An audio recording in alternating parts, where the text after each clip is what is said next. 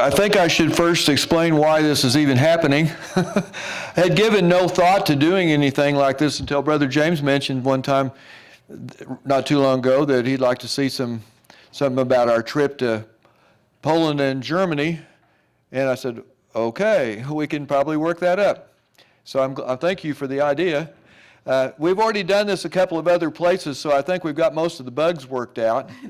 And I might just tell you, it's other places it's gone like 20, 25, no, about 25 or 30 minutes, so I'm not going to probably be holding you too long. If you have a question along the way, though, be sure and ask. I have a question for you, first of all. How many of you have been to Germany? Okay, one. Anthony, you've been to Germany. Where in Germany? A couple of places. Look at the second map. Was that on official business? Yeah. Nuremberg. Oh, Tony. You've been to Nuremberg. And a couple other small town. Okay. Well, we're going to talk a little bit about Nuremberg, so that'll be familiar. Yeah. Was that in the military? Yeah. Yeah. How about Poland? Any of you been to Poland? You've been to Poland also? Wow, he's the traveler. Where in Poland? I'm trying to find it on here. Mm-hmm. It would be somewhere in that northeast corner, Okay. right there by Russia. Okay. Well, I might explain to you why Joyce and I went to Poland and Germany. When our girls were, well, I always liked to travel. One of my grandmothers liked to travel, and anyway, by the time our daughters were grown and gone, we had been to all 50 states, and we said, well, what are we going to do after we've been all 50 states? We decided we'd go to different continents, and so we've gone to 6 continents now, not Antarctica. No, not going to Antarctica, sorry, but we've been to the 6 continents, but we had not done much justice to Europe. We'd actually landed in Frankfurt one time on a trip to Israel, and we'd landed in Moscow, Russia, one time on a trip to Israel, but that was it. But the special thing to me, the special thing about Poland and Germany is that's where I have ancestors that came from those places. All the other places we've gone, like, anywhere in Africa, we just went to Cairo, or like South America or Australia, and, had no connection really with those places. But with Northern Europe, especially Germany and Poland, I personally have ancestors from there. I'm wondering, do any of you know that you have ancestry from Germany, let's say, or that area? I would assume several. Yeah. In this group, probably quite a few of you have ancestors from that part of the world. And I think they lived over there for hundreds, thousands of years, and it's just kind of neat to be able to go there. So we went on 2 tours. We went on a tour of Poland and followed immediately by a tour of Germany. Now, we were on our own between these two, and I'll show you the first map that you see, and you should have it in a handout also, is Poland. And I've got this little pointer thing here. I'm going to see if I can actually use this little thing. Can you see the little dot there? The itinerary, we started at Warsaw, and then we went up here to Gdansk, and through Turin to, I'm going to pronounce this city right. It's W-R. He worked on that for months and drove me nuts. We put a mic on Joyce so that she could chime in. You gave me a mic, I'm going to comment, okay? If she gets too carried away, I'm going to ask Brother Ben just to shut her. Yeah. This town right here, W-R-O-C-L-A-W. It's pronounced Wrocław. Doesn't look like Wrocław. And then from there down here, we concluded in Krakow. So four different places we stayed there. Well, that was the end of the tour, and then after we finished the tour, we were on our own, and we rode a train from there up here to Poznan, and very close to Poznan is a place called Kornik, and then you can see we left there on a train and went into Germany. Next slide, please. You may think this is a strange way to start, but we started in Warsaw, and Warsaw was one of the most war-torn cities of World War II. But there's two reasons I want to show this picture. It's part of the wall around it was part of the wall around the ghetto, the Jewish ghetto in Warsaw. That thing is really tall, and of course they had all the Jews confined to the Warsaw ghetto, and it was made out of bricks. And I never saw so many bricks in all my life. All the construction in that part of the world is bricks, or stone. In some cases it's stone, but mostly bricks. And all the roofs on the buildings are usually either metal or tile of some kind. So that's kind of a bleak-looking picture, but it shows a bunch of bricks. Next. This is a little brighter picture. It's just outside of Warsaw at a castle or a palace, the garden there. Next. And this is right in the heart of Warsaw. All these buildings were bombed out during World War II. They were just shells. But they've gone back and made a really nice center of the city. Now, on these tours, Gate 1 tours, and I recommend them if you ever want to take a tour, they go to the big cities, and they not only go to the big cities, they go right to the middle of the big cities, and you stay in a hotel, which is nice, except I'm a country boy, and I kind of wanted to see the landscape. I didn't take pictures of any of the farmland, but we got to see it because we were driving on the bus. So you could look out the bus and get good and see the farmland. I might have something to say along the way. That was Warsaw. Go to the next one, please. The next place we went was up near Gdansk, which was, it may be on the map. I'm not sure there. It's the one that starts with an M, Randall. Yeah, Malbork. Malbork. The castle of Malbork, and that's the castle in the background there, made out of, as you could guess, bricks. Lots and lots and lots of bricks.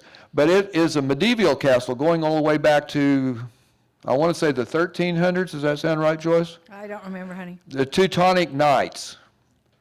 And next picture will show one of the gates of the castle. And it's just like you always thought about castles. It had a drawbridge and the gates and all the stuff. And they actually had to use it a few times. There was even one place, I think, here where a cannonball had gone through the wall, one place. Next. Gdansk.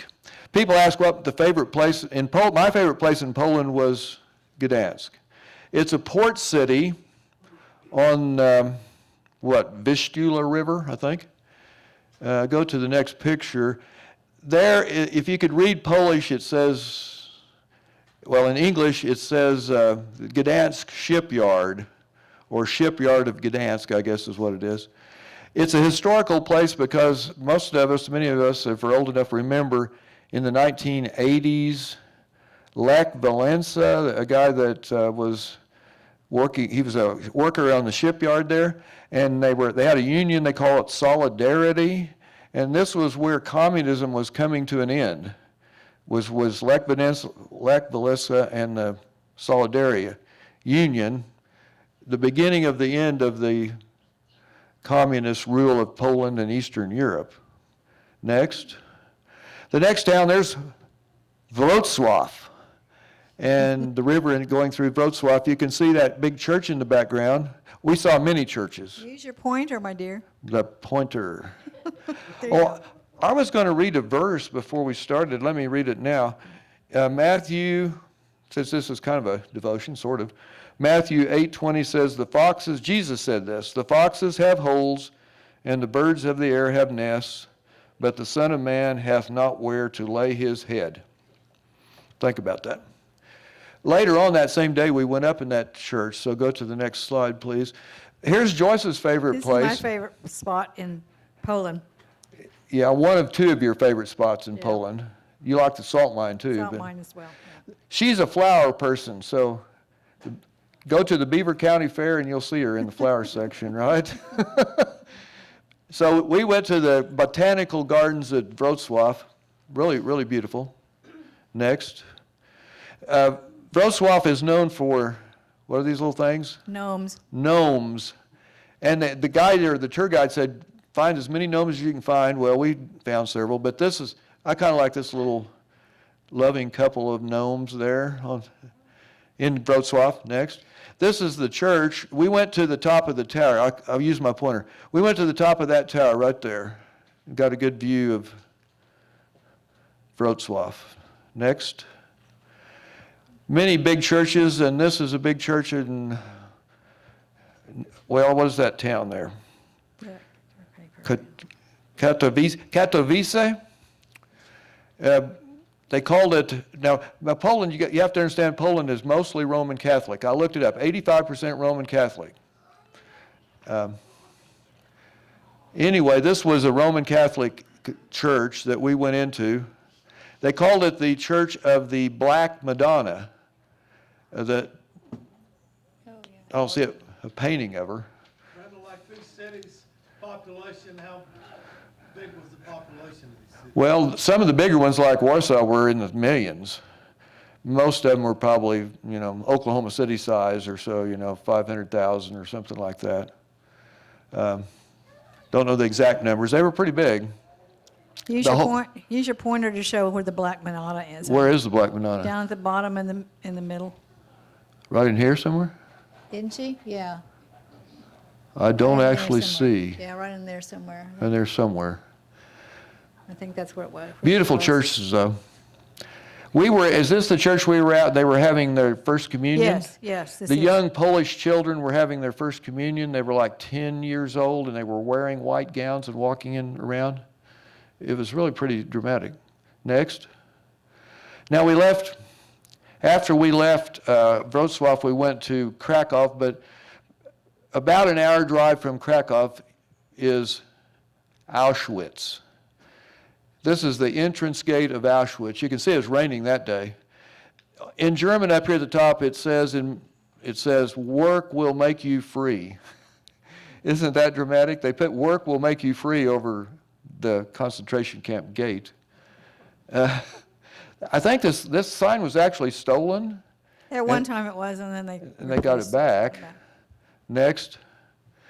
This is a picture of, these are Jews from Bulgaria, I think, Romania, somewhere, that were being taken to the concentration camp. Death camp's what it was. Auschwitz, you're all familiar with Auschwitz. It's in Poland. Randall, where is it from? Did you say Krakow? An hour from it? It's about an hour. It's Which not, direction? it would be kind of to the west. Does it show on this map? No, I don't think it's on the map. The Polish name is Auschwim, but the German name is Auschwitz. Yeah, the worst of the death camps, 1.1 or more million Jews were killed there. Next picture. Here's the entrance to a gas chamber. It says entrance to the former gas chamber and crematorium. We walked through. Next. This is kind of a familiar, this may be a familiar picture. This is what they called Auschwitz II or Birkenau. You may have heard Auschwitz and Birkenau. There are two camps that were right there together, sometimes referred to as Auschwitz I, Auschwitz II.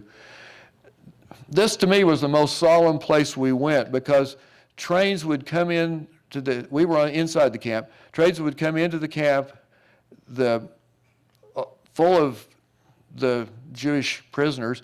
They would get out on the platform, and somebody like Dr. whatever Mengele or somebody would send them. If they looked like they could work, they went one direction. If they couldn't work, I hate to even say this stuff with children and all, but anyway, they would go to the desk. They would go straight to the gas chamber. So that was a very solemn place, and it was kind of a rainy, cloudy day, so it made it even seem more solemn to me. What was your response, Joyce? Yeah, Joyce? this one bothered me more than on our bus tour. When we were on the bus, they were giving us, at the end of this one, they showed us a movie, and it really, disturbed. They're very solemn. Yeah, very solemn. Yeah. This was an optional tour. We didn't have to take this, but I told them I wanted to take it. It was one of the things I wanted to see. I didn't really, but we did. She didn't want to go, but she did. And I think you're glad you did go. Yes, I'm glad I did, but it wasn't very pleasant. Next. It says replica of the bunks. They were like 3 high, weren't they? 3 or 4 high. And they had, they were just crowded in there. Next. This is a little more pleasant. This is in the city of Krakow, which we up on top of the hill there. And next, there's a dragon. There's a fire-breathing dragon that guards the hill of the castle of Krakow. See the fire coming out of its mouth? Show it, there you go. Right there, fire. Natural gas or something. I'm not sure what they lit it with. So, had to wait a little bit to get that picture, but we got it. Next. Now, this is Joyce's other favorite place to go. When we were setting up this tour, they said, don't miss this. Go to the salt mines. Doesn't that sound exciting, going to a salt mine? There's a salt mine in Hutchinson, Kansas, and I would recommend going to the Hutchinson, Kansas salt mine. It's good. But the one in Krakow, Poland is better. It's amazing. Yeah, it's amazing. The miners, and they actually said these miners were not trained artists, made all of this stuff. This is Copernicus. Copernicus was from Poland, and he's what? What is his Copernicus famous for? The earth goes around the sun. Somebody know? The earth goes around the sun. That's what Copernicus said. He was from Poland. This was our guide right here, in not our main guide, but the one in the salt mine. Next. There was actually a big chapel underground. I mean big. And they could hold weddings and church services and so forth down in this salt mine. Next. There. This is one of my favorite of the salt mine statues. This was actually made with salt, carved out of salt. Out of salt, totally. Totally. By untrained people. I don't know if I believe that. They learned really well. Joseph married the baby Jesus. I guess they were going to Egypt or somewhere. Boy, that was impressive. So I was glad that we went on. This was an optional tour, and I'm glad we took it. Next. Then after we were through with our regular tour, we rode a train. We had all kinds of adventures. I won't go through all the adventures, but Joyce says anytime we're on with a tour group, we're great. It's all structured. But when we're on our own, look out. And we got off of the train at Poznan. And it happened again this time. It happened again. I thought, oh, well, this time it won't. Yeah. We got off the train at Poznan. We needed to get to Kornik. And we got on the train to go to Kornik. And this is what's good. In all those countries, we would find somebody that could speak English. And there was a young college-age, about 20-year-old, about the age of our granddaughter. He could speak perfect or good English, except he kept saying, what's it like in Canada? And we said, well, we don't live in Canada. But anyway, he didn't quite know about Oklahoma. But he told us, the train stops out in the middle of nowhere. You'll just get off the train and there won't be anything there. And that's exactly what happened. And we thought, now what do we do? How are we going to get to Kornik? And then I started wandering around. I'll tell them just this much, Joyce. Started wandering around trying to find something, and a bus came by. And I was sitting at the bus stop with all our luggage and everything else. And she came back. She wasn't happy. She said, we missed that bus. It was going to Kornik. I said, well, surely another bus will come by. It did. Eventually, another one did. So we went to Kornik, and this is the capital, or a castle at Kornik. They were actually having a wedding there that evening, I think. Yeah, they were setting up for something there at the court. And then next is maybe my favorite picture. This is what I really wanted to do. Right next to Kornik is a little place called Benin, B-E-N-I-N, and that's where my great-grandfather was born. My great-grandfather Bensch, actually, Ernst Otto Bensch, was born in February 1862 in Benin. Now, he came to America when he was about 20, so in the 1880s or so. He was a German-speaking person. You say, well, why is this in Poland? Because at that time it was Prussia, and they had German-speaking people living there. So I was really happy. I was hoping they'd have a sign, and they had just this perfect sign here, and I could stand by that sign and say, I'm the first Bensch to come back to Benin since the 1880s or something like that. So I'm really proud of that. Boy, it was hard to get there, though, wasn't it, Joyce? Yeah, very. But we got there. Okay, next. That's the last picture from Poland. The Polish flag, Polska. I really like Poland, you know. I had somebody ask me recently, why did you go to Poland? Well, It's a nice place. I would recommend anybody to go to Poland. Next, now here's the Germany map. You see, we left Poland, we crossed the Oder River, we went to Berlin on the train. They told us the Berlin train station is huge. They were right. Huge. And they were having soccer matches or something, and all these guys were marching around in German, shouting things in German, and it was just echoing. It was quite an experience. But we got the train, we changed trains in Berlin, and we ended up at Cologne. Cologne's way over here on the Rhine River. And then the rest of our trip I'll show you. We went from there to Hamburg, a side trip to Lübeck, back to Berlin. This time we actually stayed in Berlin. Dresden and Nuremberg, Anthony. And then from Nuremberg to Munich, and then down to the Austrian border. Okay, Joyce, the next picture. This is the biggest tourist attraction in the whole country of Germany. I wouldn't have realized it, but 6 million people a year visit Cologne and go to see their cathedral, the Cologne Cathedral. They started building this was in the 1100s or something, and they finally finished it in the 1800s. And this picture just shows just a small portion of this church.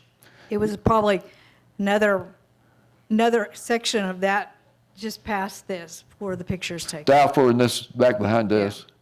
515 feet tall, twin towers, right on the Rhine, pretty close to the Rhine River. Next.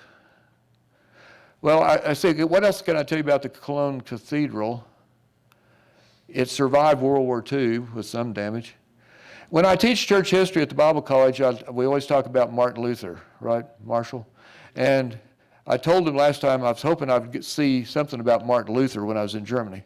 Well, that's as close as I came. A statue of Martin Luther. We didn't actually go to Wittenberg. I think this statue was in, where? Hamburg. Oh. Next, I think that's a church at Hamburg. Maybe that church that Martin Luther was standing outside of, I'm not sure. Could have been close to it anyway. It was close. Hamburg is a port city, Oops. and there's the port. Well, There we there's go. the Sorry. port. I hit There's the the wrong port. button. The port of Hamburg. Shall I tell them about the Beatles? Sure. I had to ask about the Beatles because the Beatles music group, older people know, younger people might not know much about the Beatles, but they were there for about 2 years. They were in Hamburg from 1960 to 1962, most of that time. They said they learned their craft, their musical thing because they had to play music 8 hours a day there in Hamburg before they were really famous. And we went to pretty close to where they'd been. It wasn't the best part of town, really. It wasn't. Next. We made a little side trip to Lübeck. Lübeck is that little side trip there. There's the gate of Lübeck. Do those look like they're kind of leaning in? They said they had too many bricks on one side and not enough bricks on the other side, so they kind of leaned in. So Lübeck, and the weather was really nice there, you can see. Next, that's a big brick wall at Lübeck. Next, Berlin. If I wanted to spend more time, I would have spent more time in Berlin. This is the Brandenburg Gate in Berlin. And you can see those horses and so forth. It was built back in the late 1700s, but it's survived all the wars and so forth. We're on the east side here. Just on the west side is where the Berlin Wall was located. And some of you may have either heard of it or seen it. When Ronald Reagan was president in 1987, he stood on the other side of that gate, Albert, on the other side of that wall, and he said, "Mr. Gorbachev, tear down this wall." 2 years later, it happened. And so, anyway, that was one of the things. Next, this is the Capitol building of Germany, Reichstag building. Yep. The German Reichstag building. If you can't read it probably, but right there it says dem deutschen Volk, right? For the German people is what it means. for the German people. It has a glass dome on top. The Reichstag building was burned in 1933 when Hitler was in, the first year that Hitler was in power. It was burned, but the building stood, but I mean, all the interior was burned. And that gave Hitler a lot of power to go ahead and become a dictator, I guess you could say. This building is now used as the capital of Germany, though. It was empty. It was an empty shell for a long time. Next. The Berlin Wall. This is a part of the Berlin Wall. What is that, about 13 feet tall? And it's rounded on top. This is one where people have chipped off lots of pieces off of it, you can see. And one of those days they said, we're going to take a tour, bus tour today. Good. Our first stop is the Berlin Wall. The second stop is the Berlin Wall. The third stop is the Berlin Wall. So we thought, okay. But there was other things besides the Berlin Wall. Go ahead to the next one. This is Checkpoint Charlie. They called it Checkpoint Charlie. I thought, in my mind, I always thought Checkpoint Charlie was close to the Brandenburg Gate, but it wasn't real close to the Brandenburg Gate. But this is where, during Cold War times, you could cross. Well, most people couldn't cross, but with certain papers and stuff, you could cross. Nice. There's a McDonald's right there, too. Okay, next. This is a Berlin Wall where it's being used for painting. They let artists come and paint on the wall there. Yeah, they let artists paint there. Various things. Some not so good, but mostly good. And next. This is from up high in an observation point, you can see the Berlin Wall there. What's left of it. The Berlin Wall was like, what was it, 100 and some miles long. It completely surrounded West Germany. No, not West Germany. West Berlin. It completely surrounded West Berlin. I'm old enough to remember when they started building the Berlin Wall, 1961. It came down in 1989. Most of it. I mean, there's still pieces of it left. It was to keep the East Berliners from getting over into West Berlin, because if they could get into West Berlin, then they could get, they were freedom. They could get from there wherever they wanted to go. Next. We went to Dresden. Dresden is noted for a lot of things. They're noted for porcelain, but they're noted for all this fine gold stuff. They call it, the museum there is called the Green what? Vault. Green Vault. And everything's under glass, and there's guards standing around. I guess they've had some thefts. You don't touch anything. You just those guards just kind of stand there and look at you, so yeah. But anyway, next. My favorite thing. This is my favorite thing that I saw in Germany. It's not very impressive. Unfortunately, it's not very impressive in the picture. You can see it was raining that day. It's called and I wrote it down here, the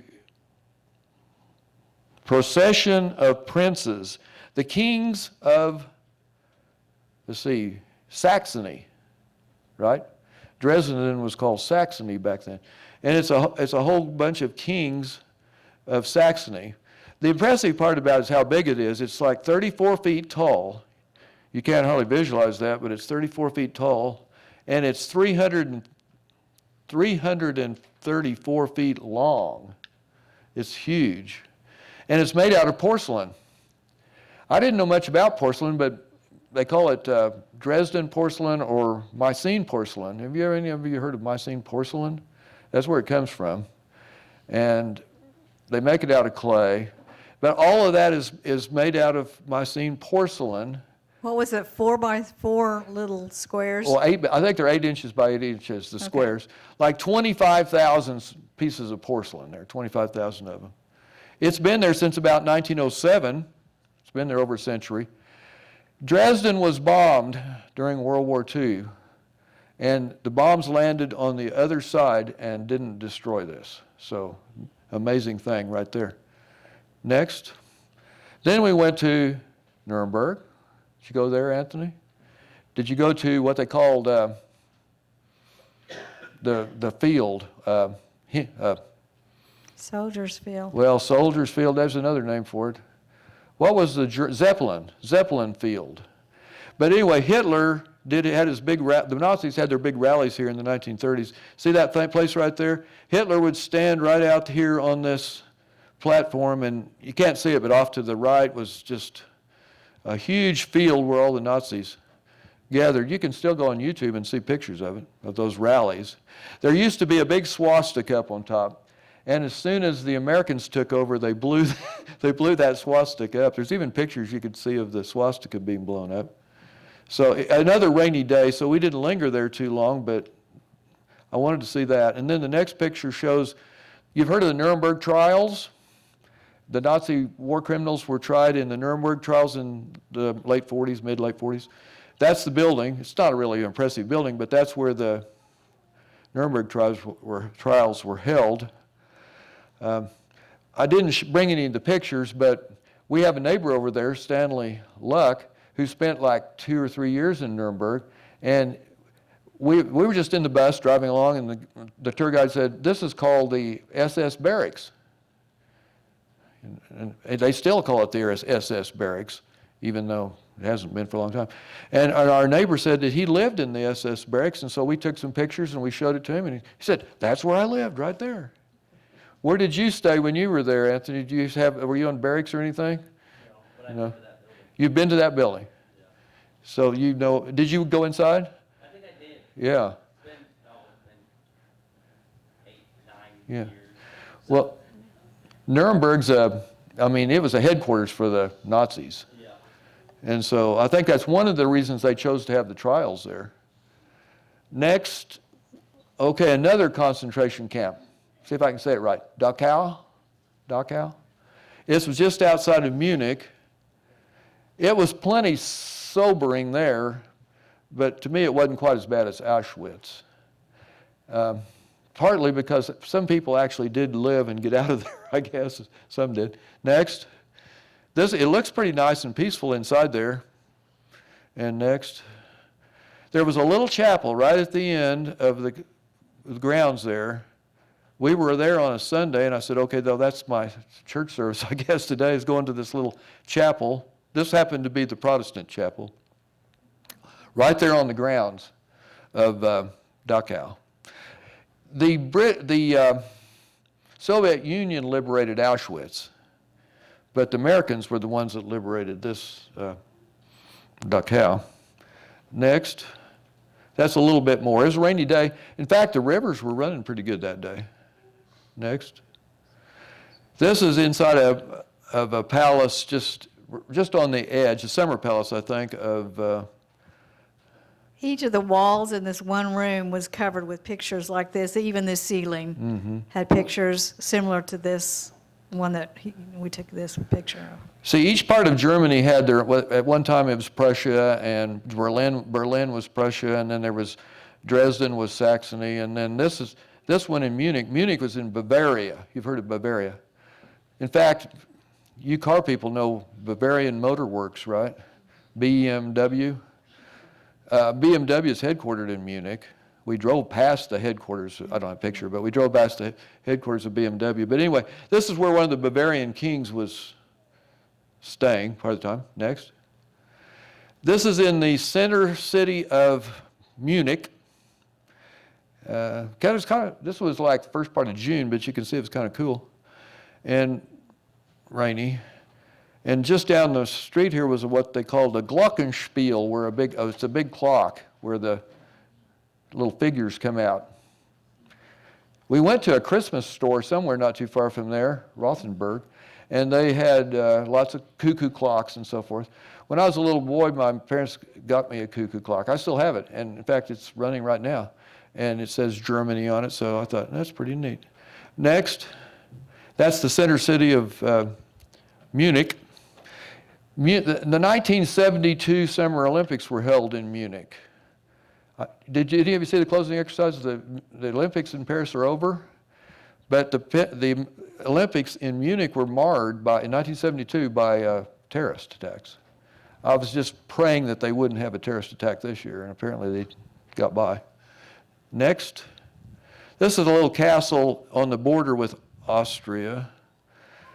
And then one more, a picture that we did not take. We did not take this picture because it was a rainy day when we were there. This is off a postcard, but Mad King Ludwig of Bavaria built a castle up on the mountain edge of the Alps there, just on the border of Austria. It's called what, Neuschwanstein? Neuschwanstein Castle. And I'll show you our picture next. That's what we saw. It was cloudy, it was foggy, it was rainy. We could have walked up there, but we said, oh, it's raining. I don't think we'll walk up there. We'll just look at it from down here. They tell me that Walt Disney used that castle in his fairy tale stories and stuff. And I guess he did, something along that line. One more picture, no, two more pictures. Go, no, I think back one, Joyce. There you go. Sorry. This is as we were flying out of Munich. We didn't see the Alps. We really couldn't see the Alps because when we were on the ground because it was too cloudy. But once we got out of there on the airplane, I took a picture of the Alps. You can see the snow-covered mountains off in the distance there. And here's another one of my favorite pictures, this last one, which is, that is the U.S. Embassy with the American flag, with the Reichstag building back here with the German flag. I don't know, I just love that picture because, you know, we fought two wars in the 1900s. The United States and Germany fought two wars. But now look, we're friends. So, I don't know, that just seems like such a fitting way to end it. Does it say the end? Next slide. The end, okay. That's pretty much it. If you had questions, I would say this a little bit about the agriculture, though. No pictures. Farms in Poland are really small, and all the fields are long and straight. And I don't know how they make a living at it, but they farm these small, and they don't have terraces. I saw no terraces. I don't know how their fields. Now, Poland's pretty flat. Germany's a little more rolling, or at least the parts we were in. Farms in Germany are a little bigger. When we got down close to the Alps, we saw dairy farms and we saw dairy cows. We didn't see very many cattle elsewhere, but we did see some dairy cattle in southern Germany. And milk trucks, kind of brought back memories. I saw milk trucks going down the road. The crops that, of course, cooler climate, a lot of the grain they told us would be harvested in August, so they're probably harvesting now. Some of it looked like it was going to be ready long before that. I saw little small grains, and some of the barley was heading out, though. They raise lots of barley in Germany and Poland. They drink lots of beer in Germany and Poland, so I guess they need lots of barley. I don't know. Anyway, it wasn't an agricultural tour, but in the bus, you do get to look out the window, and I guess I kind of got a little bit of a reputation because some of those city people were asking me, what is that? What is that? And part of the time I knew, part of the time I didn't have any idea. Quite a bit of canola. We saw quite a bit of canola growing. Corn, some corn, quite a bit. Okay, are there any questions? Ben? Taylor had one. Sure. She wanted to know how the food was. Yeah, and I took no pictures of food. Denise got on to me for that. She said, you didn't say anything about the food? You didn't talk about it? Well, one thing they didn't have was bierox. That was disappointing. We found out, maybe you already know this, but the bierox that people eat around here is, and I love bierox, okay, but it's not really truly a German food. It's more of what they call a Volga German food. It came more from Russia. You know, the German people that migrated to Russia and then came to America, brought the bierox with them. But here's one thing they do eat a lot of is, they call it what? Pork knuckle? Pig knuckle? It looks like a hunk of ham with bone in it, but they eat that. The sauerkraut, it's not as sour as our sauerkraut. Joyce doesn't like sauerkraut, but you kind of like that, didn't you? And what other food could you chime in with, Joyce? Lots of wurst. Yeah, you don't have your microphone on. We're trying to make sure she's on the microphone because this is being recorded and we wanted her to be able to be heard. Did you have anything? Joyce? They had some kind of weird potatoes. Weird potatoes. Yeah, I'm sorry, we didn't bring back much information about food. The breakfasts were really good, but for as far as I could tell, they were about the same as we got when we were in Australia and other places. I mean, on those tours, you get breakfast just about every meal. I mean, about every day. Other questions? Well, I would encourage anybody to go. And Gate 1 is, I'd encourage you to go to Gate 1. They're really good. That's about the third or fourth time we've been on a Gate 1 tour. Really good. Well organized. How long did it take you to fly over there? Fly over there, I'll tell you our itinerary. We flew of course, we drove to Oklahoma City, we flew to Chicago. A direct flight from Chicago to Munich took, about 8 hours? We were in the plane, well, here, Turn your mic on.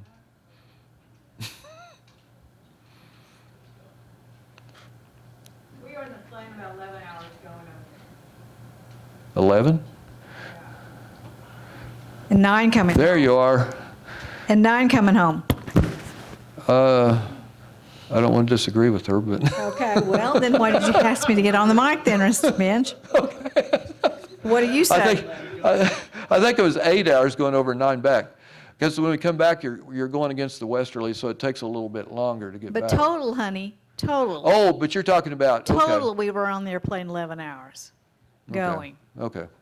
But we on the way over, we landed at Munich, and then we caught another flight to Warsaw. That's how we got to Warsaw. And on the way back, we just flew from Munich back to Chicago, and then home. So, yeah, plenty long enough. Any other questions? Okay. Well, I don't know how much time I've used, but Too much. we'll stop. How's that? Thank you.